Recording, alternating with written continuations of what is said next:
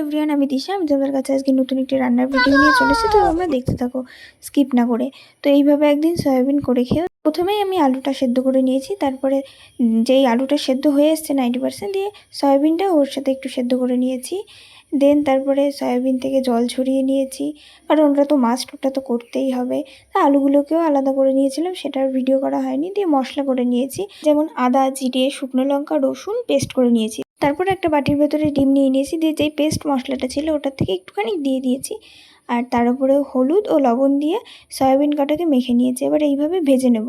দিয়ে দেখবে, তোমরা ভেজে দেখবে, এইভাবে করে দেখবে সয়াবিনটা খুব ভালো লাগে। দিয়ে সয়াবিন আমার ভাজা হয়ে গেছে, একটু কড়া করেই ভেজে নিয়ে। তো তোমরা আবার এটা পকোড়া হিসাবেও খেতে পারো, বেশ ভালো হয়। দিয়ে তারপর আবার তেল দিয়ে আলু কটাকেও একটু কড়া করে ভাজবো। সেদ্ধ ছিল তাও ভেজে নিয়েছি আমি।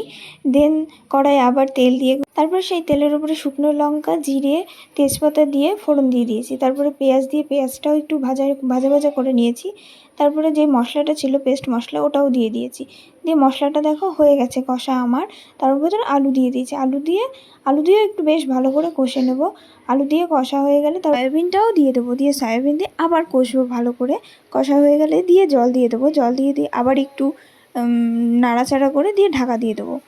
ঢাকা দিয়ে দেখবো যে হয়ে এসছে, মানে মাঝে একবার আমি দেখেছিলাম। দিয়ে তারপরে দেখছি তরকারি হয়ে গেছে। তারপরে একটু গরম মশলা দিয়ে নামিয়ে নিলেই রেডি আমাদের সয়াবিন। তোমাদের কেমন লাগলো জানিও।